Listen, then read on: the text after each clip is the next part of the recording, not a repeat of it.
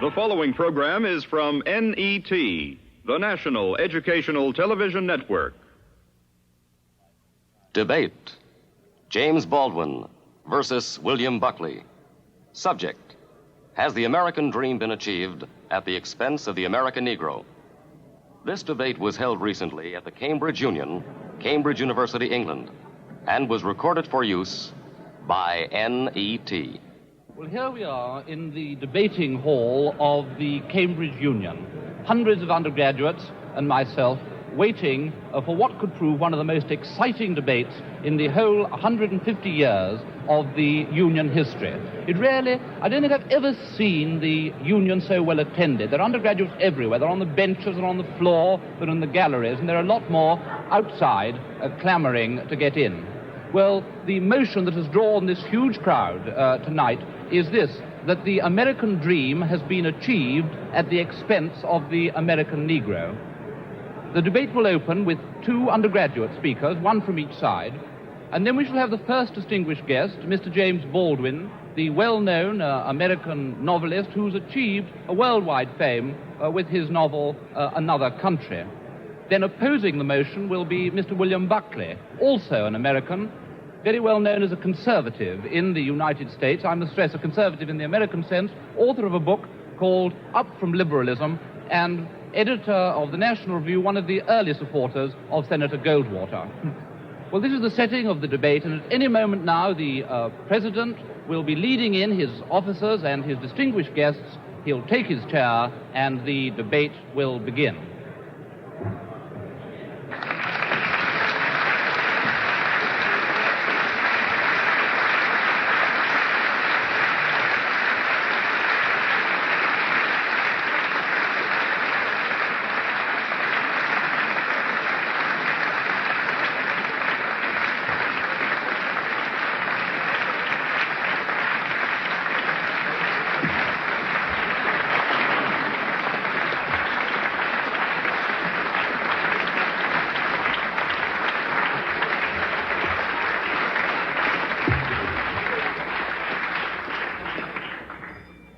The motion before the House tonight is, the American dream is at the expense of the American Negro.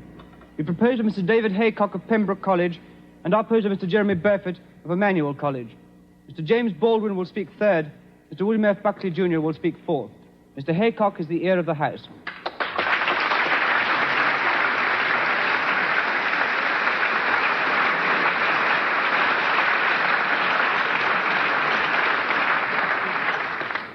Mr. President, sir, it is the custom of the House for the first speaker in any debate to extend a formal welcome to any visitors to the House. I can honestly say, however, that it is a very great honor to be able to welcome to the House this evening Mr. William Buckley and Mr. James Baldwin. Mr. William Buckley has the reputation of possibly being the most articulate conservative in the United States of America. He was a graduate of Yale, and he first gained a reputation for himself by publishing a book entitled God and Man and Yale. Since then, he has devoted himself to the secular, and this has included Norman Mailer, Kenneth Tynan, Mary McCarthy, and Fidel Castro, none of whom have come out of their confrontations unscathed. At present, his principal occupation is editing a right-wing newspaper in the United States entitled The National Review. Mr. James Baldwin is hardly in need of introduction. His reputation, both as a novelist and as an advocate of civil rights, is international. His third novel, Another Country, has been published as a paperback in England today. Mr. Baldwin and Mr. Buckley are both very welcome to the House this evening.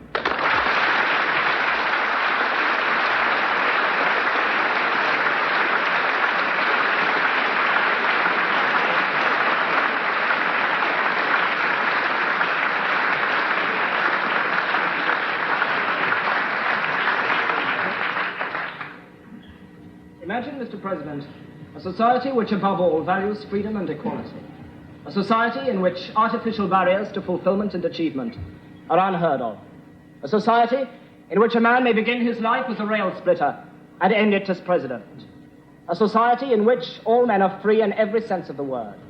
Free to live where they choose, free to work where they choose. Equal in the eyes of the law and every public authority, and equal in the eyes of their fellows. A society, in fact, in which intolerance and prejudice are meaningless terms. Imagine, however, Mr. President, that a condition of this utopia has been the persistent and quite deliberate exploitation of 1/9 of its inhabitants. That 1 man in 9 has been denied those rights which the rest of that society takes for granted. That 1 man in 9 does not have the chance for fulfillment or realization of his innate potentialities. That 1 man in 9 cannot promise his children a secure future and unlimited opportunities. Imagine this, Mr. President, and you have what is, in my opinion, the bitter reality of the American dream. A few weeks ago, Martin Luther King had to hold a nonviolent demonstration in Selma, Alabama, in his drive to register Negro voters. By the end of the week of his demonstrations, he was able to write quite accurately in a national fundraising letter from Selma, Alabama jail, "There are more Negroes in prison with me than there are on the voting rolls." When King wrote that letter, 335 out of 32,700 Negroes in Dallas had the vote, 1% of the Dallas population. After a mass march to the courthouse, 237 Negroes, King among them, were arrested. The following day, 470 children who had deserted their classrooms to protest against King's arrest were charged with juvenile delinquency. 36 adults on the same day were charged with contempt of court for picketing the courthouse while State Circuit Court was in session. On the following day, 111 people were arrested on the same charge, despite their claim that they merely wanted to see the voting registrar. 400 students were arrested and taken to the armory, where many of them spent the night on a cold cement floor. The following day, the demonstration spread to Marion, Alabama. In Marion, Negroes outnumber whites by 11,500 to 6,000 people, and yet only 300 are registered to vote. Negroes in Marion were anxious to test the public accommodation section of the civil rights law. They entered a drugstore, and there they were served with Coca-Cola laced with salt, and were told that hamburgers had risen to $5 each. After the arrest of 15 Negroes for protesting against this treatment, 700 Negroes boycotted their classes next day and marched in orderly fashion to the jail. There they sang civil rights songs until they were warned by a state trooper that they would be arrested if they sang one more song. Of course, they sang another song, and of course, all 700 were arrested. American society has felt fit to use Negro labor. It has felt fit to use the blood of the Negro in 2 world wars. It has felt fit to listen to his music. It has felt fit to laugh at his jokes. And yet, as far as I am concerned, it has never felt fit to give the American Negro a fair deal. And for this reason, Mr. President, I would beg leave to propose the motion that the American dream is at the expense of the American Negro.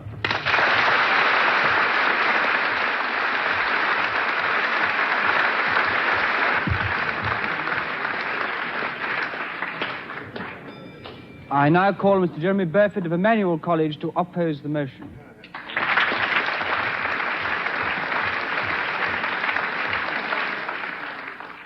Now I have Mr. Jeremy Burford of Emmanuel College, who is the first undergraduate opposing the motion. Welcome to such distinguished visiting speakers. James Baldwin is well known as one of the most vivid and articulate writers about the Negro problem in America. Mr. Baldwin had a difficult childhood, and he has personally himself suffered discrimination and ill treatment in the South of America. And I would like to say at this time that it is not the purpose of this side of the House to condone that in any way at all. It is not our purpose to oppose civil rights. It is our purpose to oppose this motion. And thank you, sir. Come and collect your fee afterwards.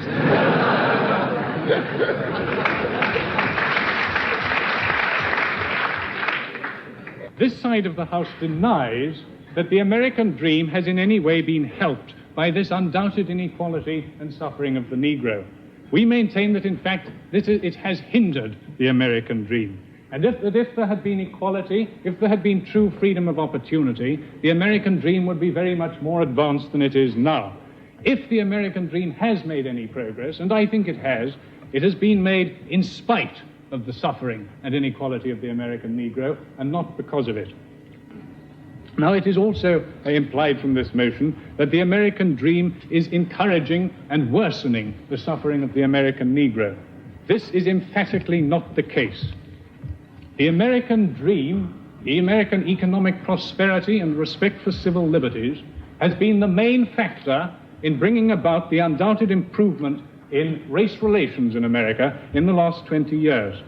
And Professor Arnold Rose, who is the author of The Negro in America, which is perhaps the definitive work on the subject, who is also a contributor to what was called a freedom pamphlet, so I should imagine that if he has any bias at all, it is in favor of the Negro. He said that this improvement in race relations will be seen in years to come as remarkably quick. And he has put it down to three main causes: increased industrialization and technical advance, the increased social mobility of the American people, and the economic prosperity. And I would put it to this House that industrialization and economic prosperity are two of the main ingredients of the American dream. And at the same time, again, I do not want to say that the Negro in America is treated fairly, but at the same time, the average per capita income of Negroes in America is exactly the same as the average per capita income of people in Great Britain. Now, I found that absolutely amazing, and I understand that some of you do as well. So I have got the reference here from the United States News and World Report of July the 22nd, 1963, in which it points out, this will have to be the last interruption I take, as time is running short. Mr. President, on a point of information, is the Speaker talking of real income or money income? I'm talking of money. I'm talking of money income, and I would not wish to disguise that. I would also say that in terms of this, there are only 5 countries in the world where the income is higher than that of the American Negro, and they do not include countries like West Germany and France and Japan. Now, there are in America 35 Negro millionaires. There are Negro 6,000 doctors and so on. Now, I do not, by saying this, wish to emphasize that the Negro is fairly treated. I merely wish to try and convey a more realistic and objective account of the situation of the Negro. I agree that there are Negroes who are very poor indeed, such as the old gentleman in the South who was talking about some of his wealthier brethren. And he was saying, yes, some of these rich Negroes, they put on airs, they like the bottom figure of a fraction. The bigger they try to be, the smaller they really are.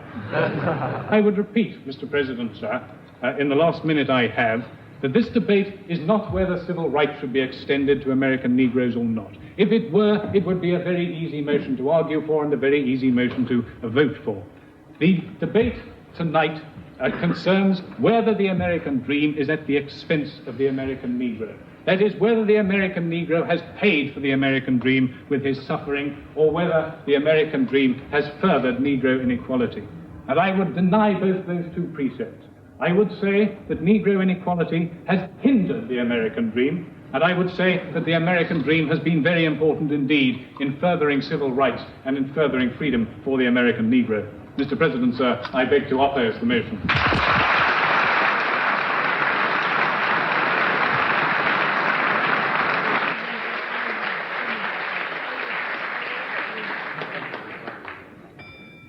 It is now with very great pleasure and a very great sense of honor that I call Mr. James Baldwin to speak third to this motion.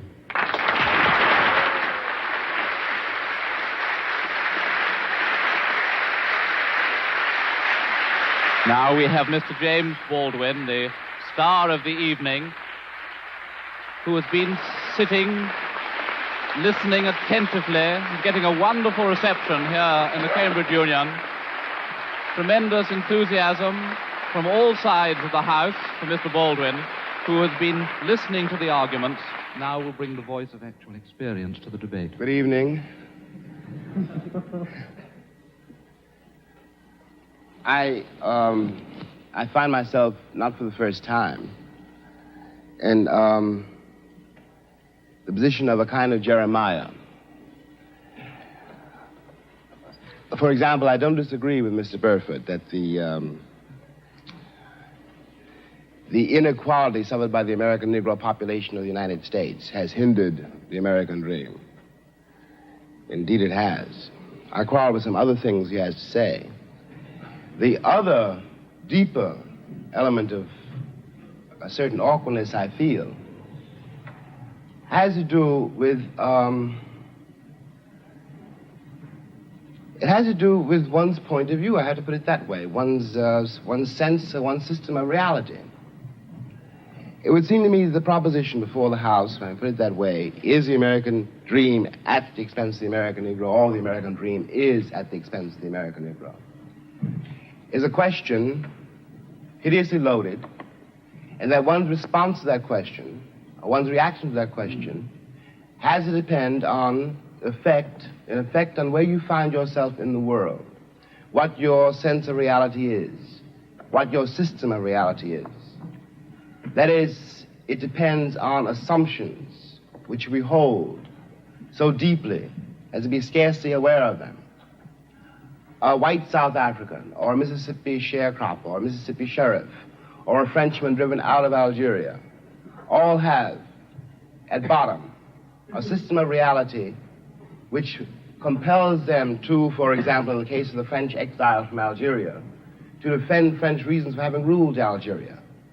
The Mississippi or the Alabama sheriff, who really does believe when he's facing a Negro boy or girl that this woman, this man, this child must be insane to attack the system to which he owes his entire identity. Of course, for such a person, the proposition of which we're trying to discuss here tonight does not exist. And on the other hand, I have to speak as one of the people who've been most attacked by what we must now here call the Western or the European system of reality. What white people in the world, because the doctrine of white supremacy, I hate to say it here, comes from Europe. That's how it got to America. Beneath, then, whatever one's reaction to this proposition is, has to be the question of whether or not civilizations can be considered as such equal, or whether one civilization has the right to overtake and subjugate and, in fact, to destroy another. Now, what happens when that happens?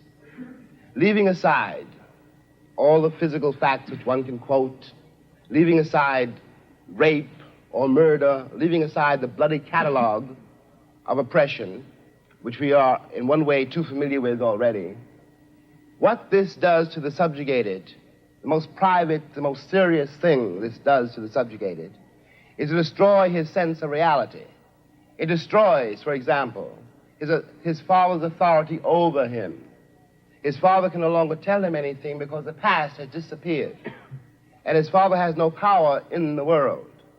This means, in the case of an American Negro, born in that glittering republic, and in the moment you are born, since you don't know any better, every stick and stone and every face is white, and since you have not yet seen a mirror, you suppose that you are too.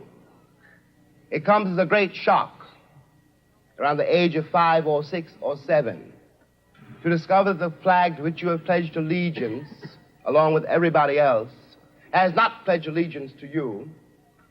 It comes as a great shock to discover that Gary Cooper killing off the Indians when you were rooting for Gary Cooper, that the Indians were you.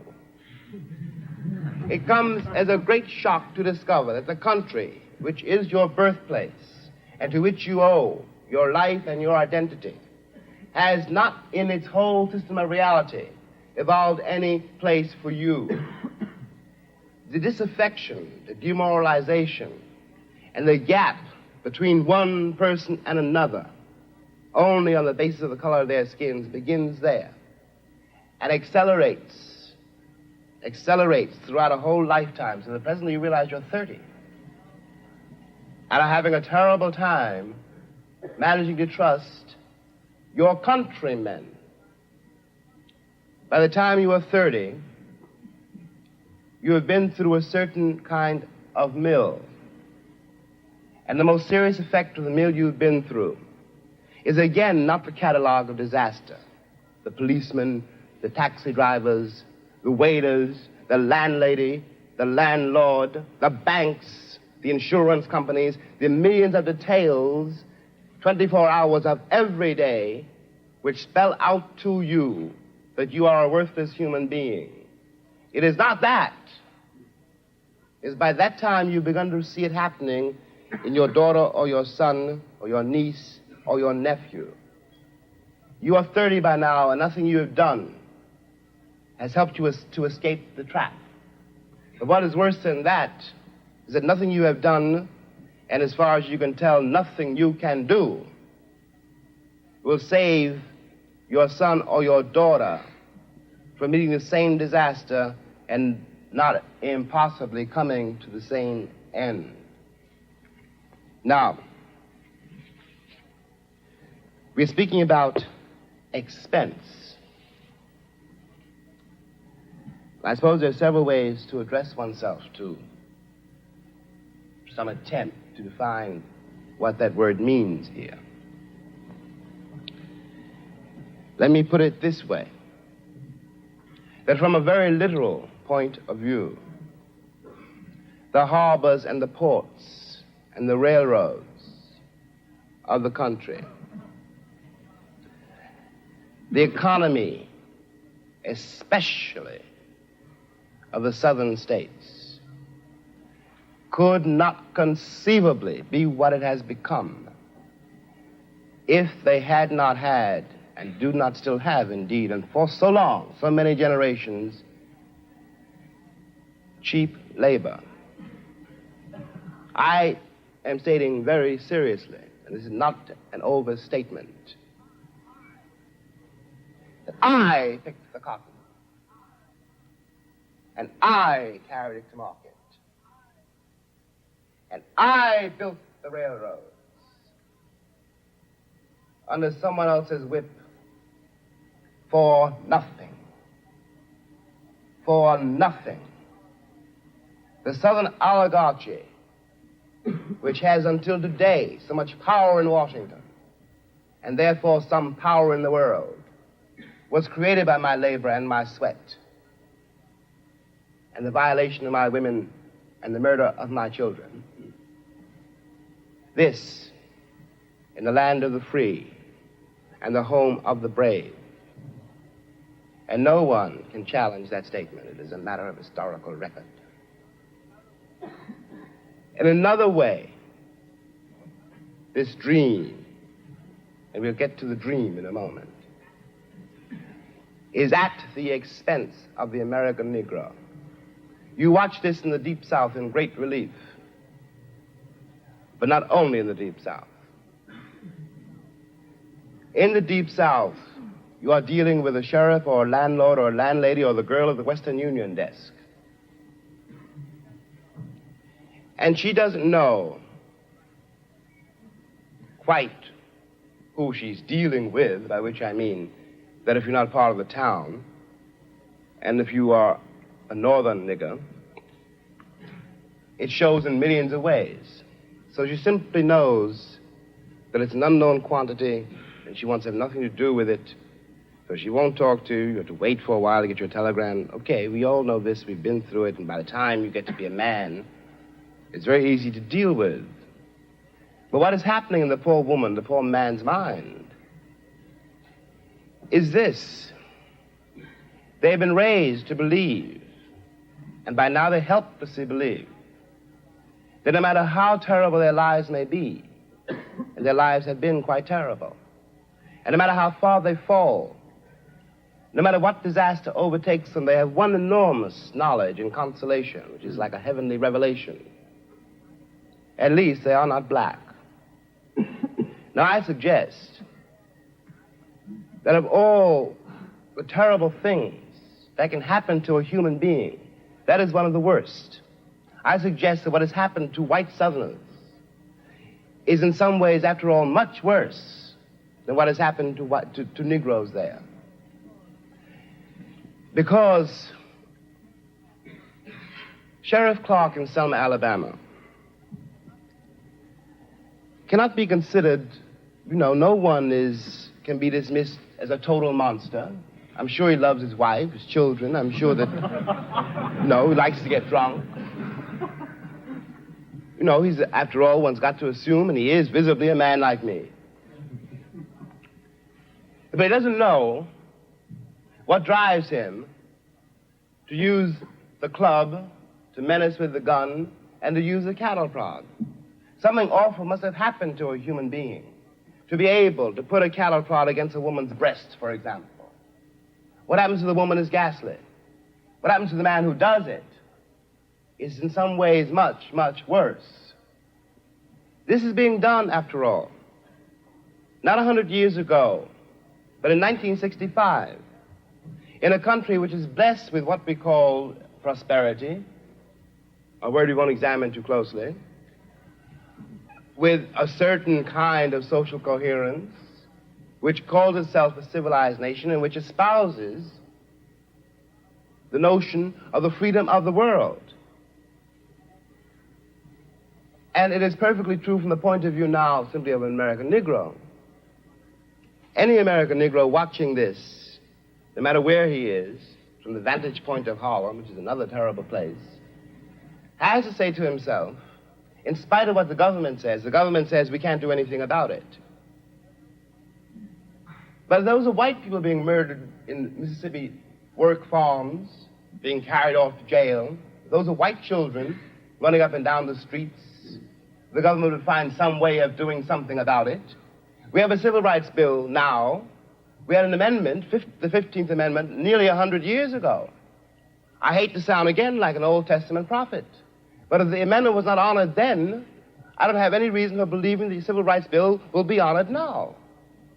And after all, one's been there since before, a lot of other people got there. If one has got to prove one's title to the land, isn't 400 years enough? 400 years, at least 3 wars. The American soil is full of the corpses of my ancestors. Why is my freedom or my citizenship or my right to live there, how is it conceivably a question now? And I suggest further that in the same way, the moral life of Alabama sheriffs and poor Alabama ladies, white ladies, their moral lives have been destroyed by the plague called color, that the American sense of reality has been corrupted by it. At the risk of sounding excessive, what I always felt when I finally left the country, found myself abroad in other places, and watched Americans abroad. And these are my countrymen, and I do care about them. And even if I didn't, there is something between us. We have the same shorthand. I know, when I look at a girl or a boy from Tennessee, where they came from in Tennessee, and what that means. No Englishman knows that, no Frenchman, no one in the world knows that except another black man who comes from the same place. One watches these lonely people denying the only kin they have. We talk about integration in America as though it was some great new conundrum. The problem in America is that we've been integrated for a very long time. Put me next to any African, and you will see what I mean. And my grandmother was not a rapist. What we are not facing is the results of what we've done. What one begs the American people to do for all our sakes is simply to accept our history. I was there not only as a slave, but also as a concubine. One knows the power, after all, which can be used against another person if you've got absolute power over that person. It seemed to me when I watched Americans in Europe that what they didn't know about Europeans was what they didn't know about me. They weren't trying, for example, to be nasty to the French girl or rude to the French waiter.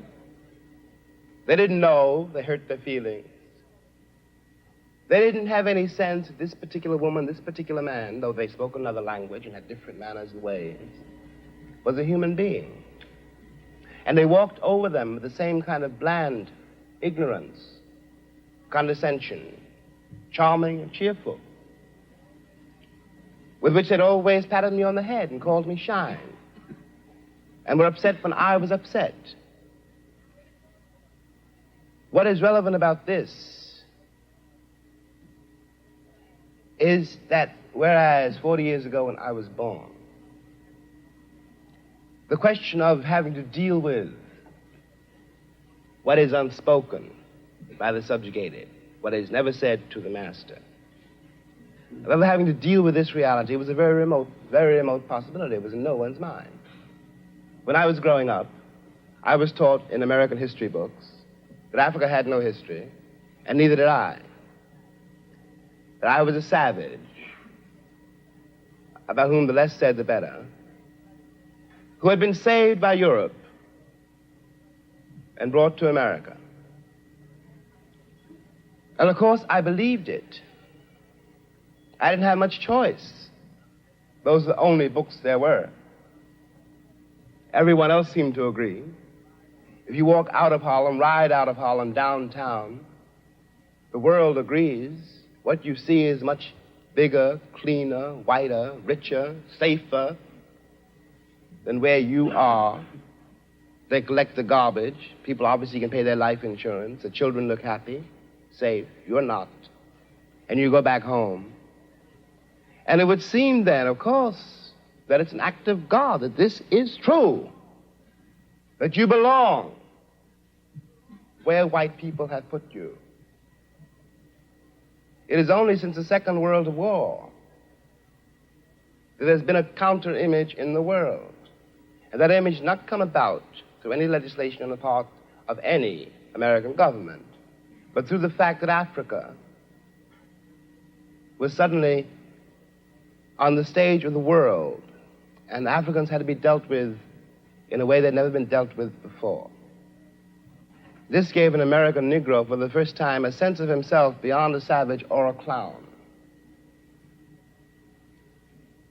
It has created, and will create, a great many conundrums. One of the great things that the white world does not know, but I think I do know, is that black people are just like everybody else. One has used the myth of Negro and the myth of color to pretend and to assume that you are dealing essentially with something exotic, bizarre, and practically, according to human laws, unknown. Alas, that is not true.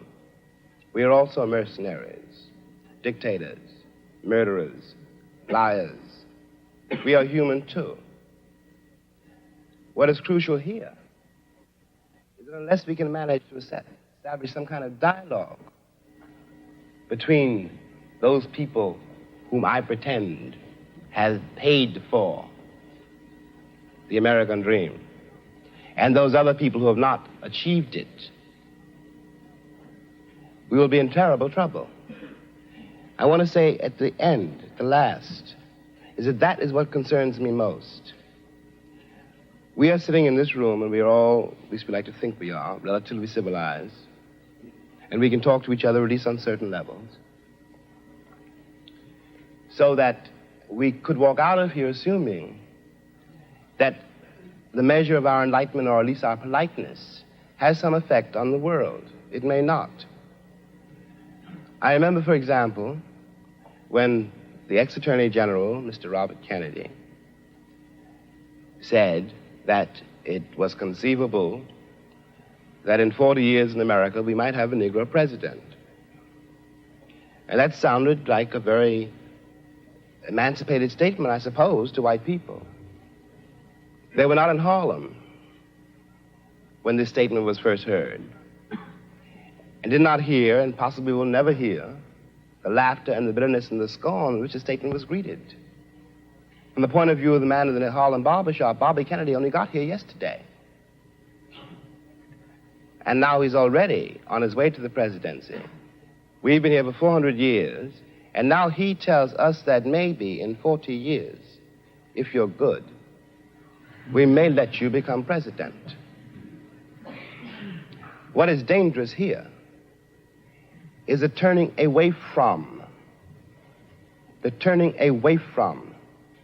anything any white American says. The reason for the political hesitation in spite of the Johnson landslide is that one has been betrayed by American politicians for so long. And I am a grown man, and perhaps I can be reasoned with. I certainly hope I can be. But I don't know, and neither does Martin Luther King, none of us know how to deal with those other people whom the white world has so long ignored, who don't believe anything the white world says and don't entirely believe anything I or Martin say. And one can't blame them. You watch what has happened to them in less than 20 years. It seems to me that the city of New York, for example, this is my last point, which has had Negroes in it for a very long time. If the city of New York were able, as it has indeed been able, in the last 15 years to reconstruct itself, tear down buildings and raise great new ones, downtown and for money, and has done nothing whatever except build housing projects in the ghetto for the Negroes. And of course the Negroes hate it. Presently the property does indeed deteriorate because the children cannot bear it. They want to get out of the ghetto. If the American pretensions were based on more solid, a more honest assessment of life and of themselves, it would not mean for Negroes, when someone says urban renewal, that Negroes simply are going to be thrown out into the streets, which is what it does mean now. This is not an act of God. We're dealing with a society made and ruled by men. If the American Negro had not been present in America, I am convinced that the history of the American labor movement would be much more edifying than it is. It is a terrible thing for an entire people to surrender to the notion that 1/9 of its population is beneath them. And until that moment, until the moment comes when we, the Americans, we, the American people, are able to accept the fact that I have to accept, for example, that my ancestors are both white and black, that on that continent we are trying to forge a new identity for which we need each other, and that I am not a ward of America. I am not an object of missionary charity. I am one of the people who built the country. Until this moment, there is scarcely any hope for the American dream, because the people who are denied participation in it, by their very presence, will wreck it. And if that happens, it's a very grave moment for the West. Thank you.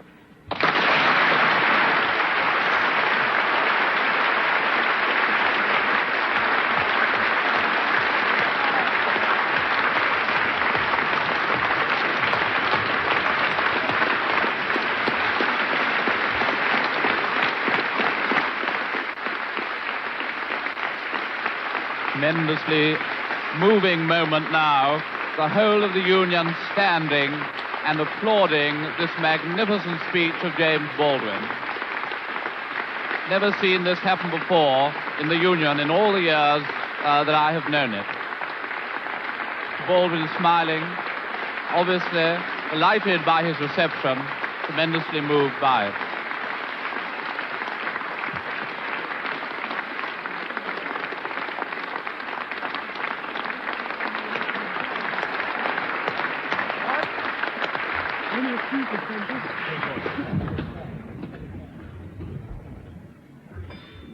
I am now very grateful and very pleased to be able to call on Mr. William F. Buckley Jr. to speak forth to this motion.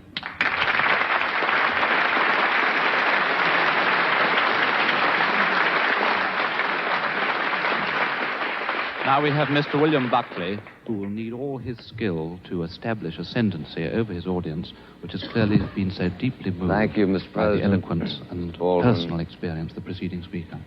Take heart, Mr. Griffith. Gentlemen.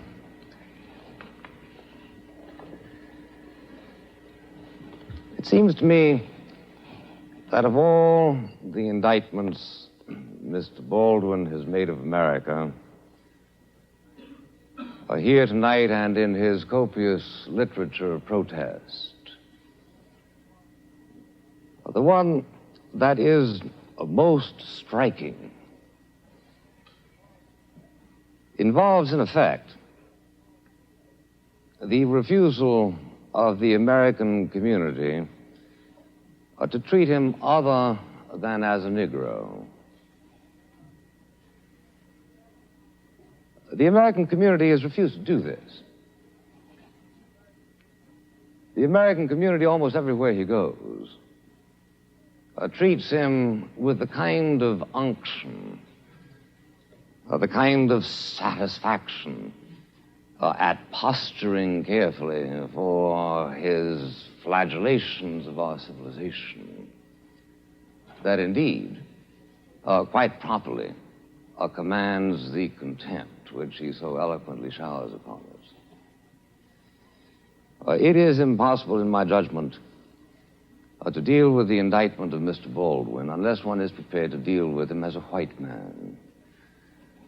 Unless one is prepared to say to him, the fact that your skin is black is utterly irrelevant to the arguments that you raise.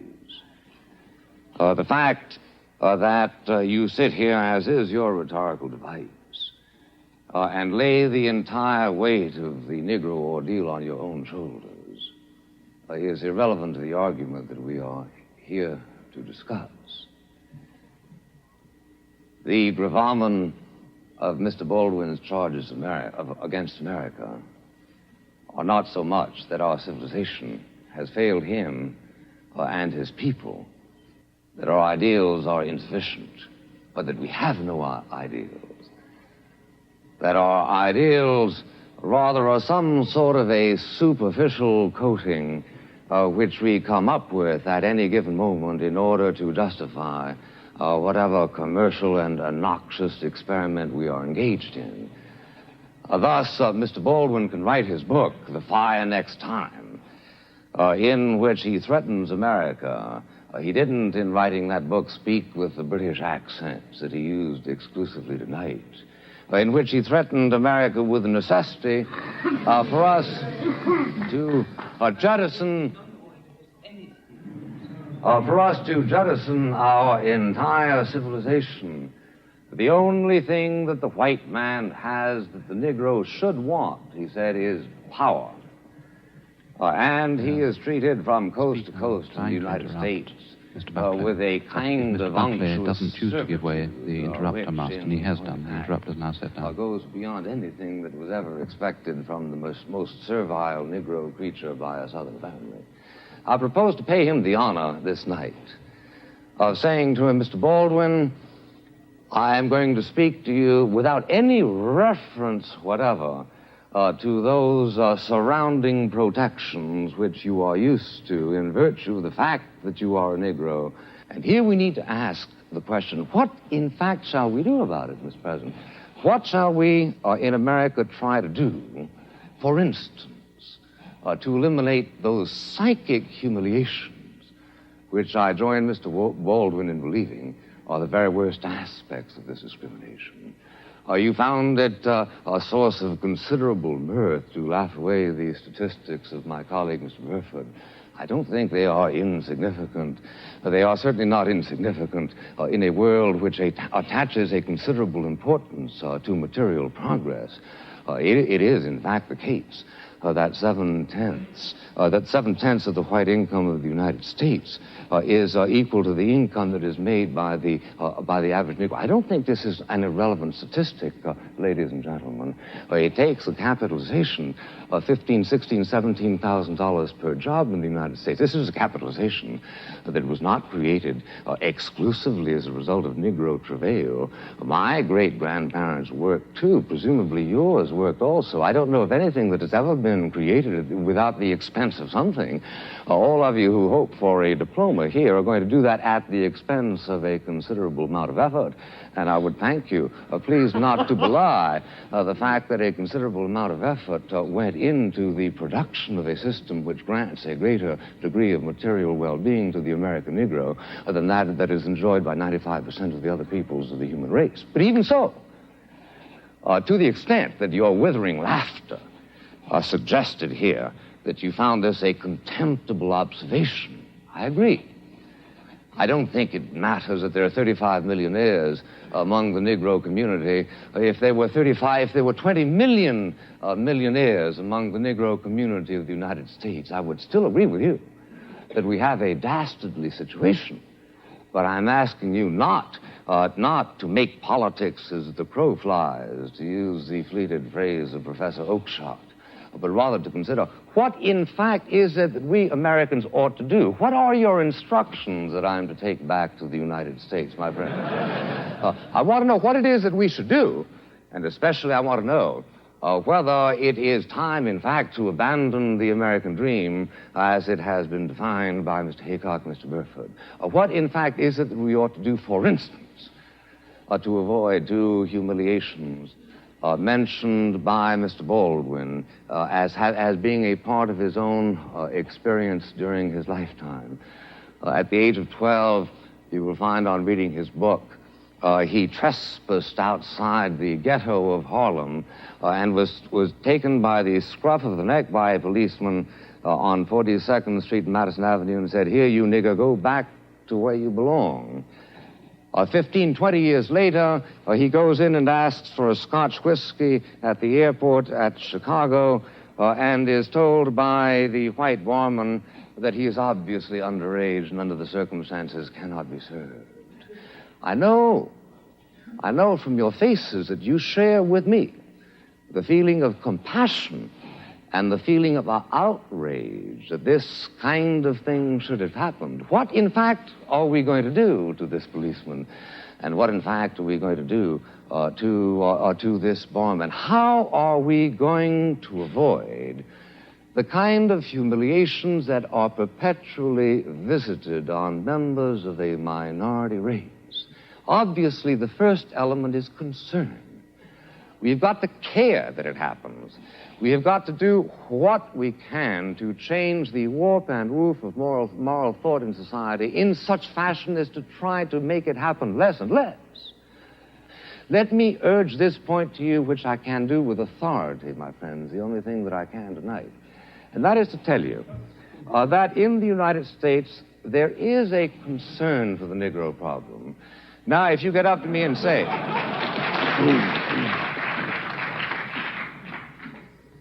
if you get up to me and say, well, now, is there the kind of concern that we students of Cambridge would show if the problem were our own? All I can say is I don't know.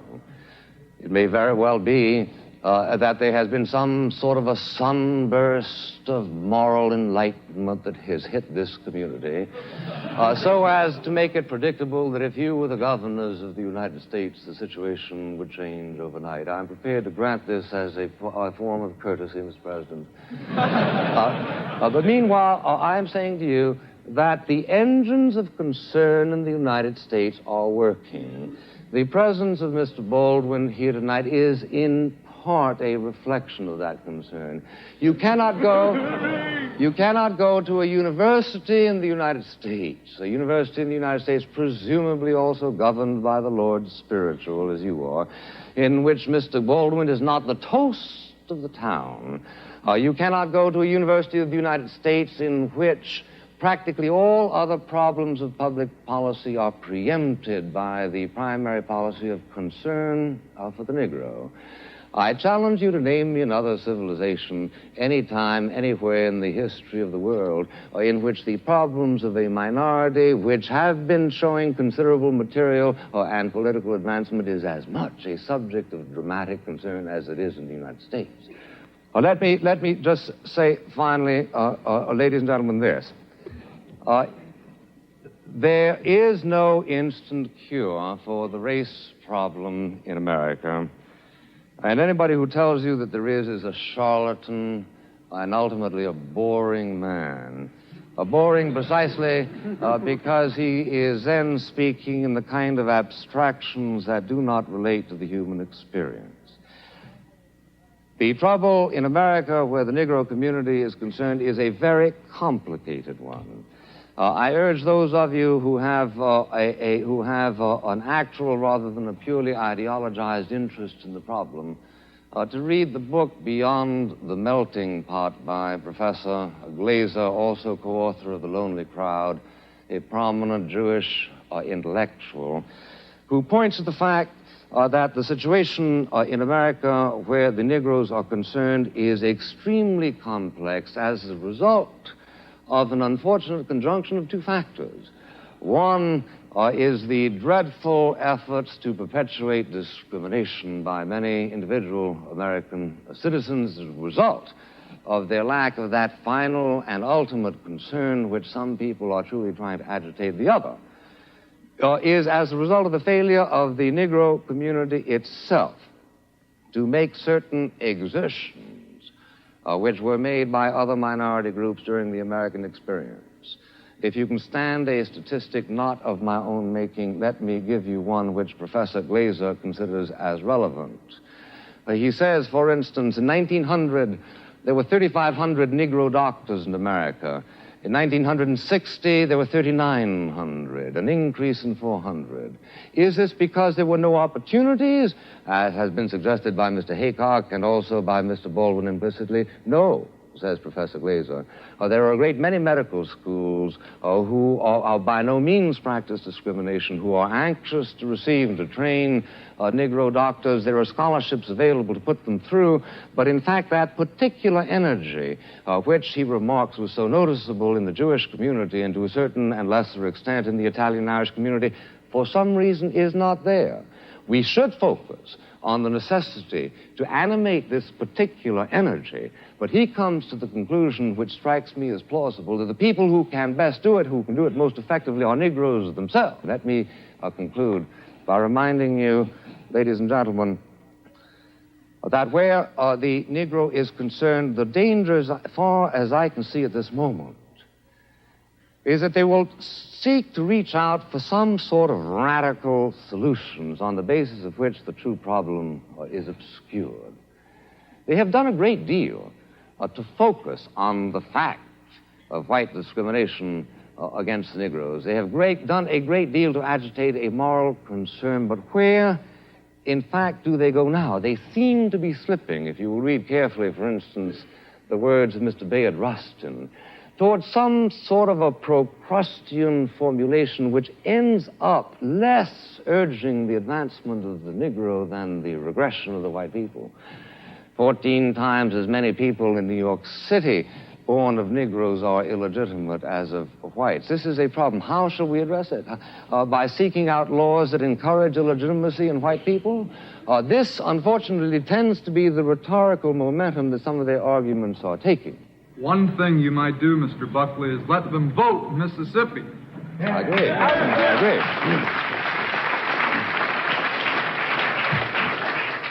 I couldn't agree with you more, and for except lest I appear too ingratiating, which is hardly my objective here tonight.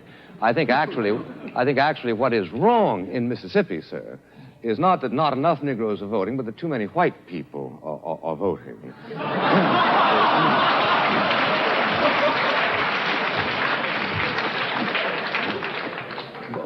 Booker T. Washington said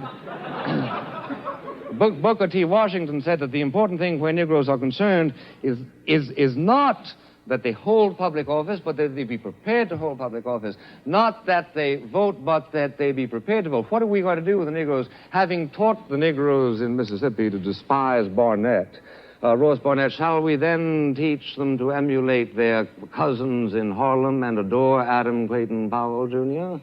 It is much more complicated, sir, than simply the question of giving them the vote. If I were myself a constituent of the community of Mississippi at this moment, what I would do is vote to lift the standards of the vote so as to disqualify 65% of the white people who are presently voting. Not simply to give the... I say then that what we need is a considerable amount of frankness that acknowledges that there are two sets of difficulties. The difficulties of the white person who acts as white people and brown people and black people do all over the world to protect their own vested interests, who have, as all of the races in the entire world have, and suffer from a kind of a racial narcissism which tends always to convert every contingency into such a way as to maximize their own power. That, yes, we must do. But we must also reach through to the Negro people and tell them that their best chances are in a mobile society. And the most mobile society in the world today, my friends, is the United States of America. The most mobile society of the United States, in the world is the United States of America, and it is precisely that mobility which will give opportunities to the Negroes which they must be encouraged to take. But they must not, in the course of their ordeal, be encouraged to adopt the kind of cynicism, the kind of despair, the kind of iconoclasm that is urged upon them by Mr. Baldwin in his recent works. Because of one thing, I can tell you, I believe with absolute authority, that where the United States is concerned, if it ever becomes a confrontation between a continuation of our own sort of idealism, the private stock of which, granted, like most people in the world, we tend to lavish only every now and then on public enterprises, reserving it so often for our own irritations and pleasures. But the fundamental friend of the Negro people in the United States is the good nature, and is the generosity, and is the good wishes, is the decency, the fundamental decency that do lie at the reserves of the spirit of the American people. These must not be laughed at, and under no circumstances must they be laughed at, and under no circumstances must America be addressed and told that the only alternative to the status quo is to overthrow that civilization which we consider to be the faith of our fathers, the faith indeed of your fathers. This is what must animate whatever meliorism must come, because if it does finally come to a confrontation, a radical confrontation between giving up what we understand to be the best features of the American way of life, which at that level is indistinguishable, so far as I can see, from the European way of life, then we will fight the issue. And we will fight the issue not only in the Cambridge Union, but we will fight it as you were once recently called to do, on beaches and on hills and on mountains and on landing grounds. And we will be convinced that just as you won the war against a particular threat to civilization, you were nevertheless waging a war in favor of and for the benefit of Germans, your own enemies, just as we are convinced that if it should ever come to that kind of a confrontation, our own determination to win the struggle will be a determination to wage a war not only for whites, but also for Negroes.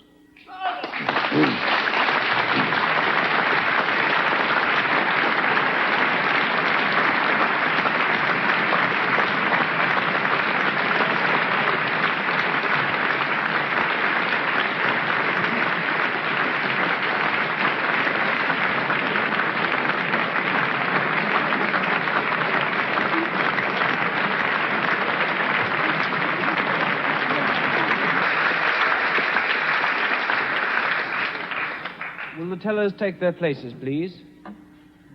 They voted in favor of the motion being that the American dream is at the expense of the Negro. They voted in favor of that motion 544 persons and against 164 persons. The motion is therefore carried by 380 votes. I declare the House to stand adjourned.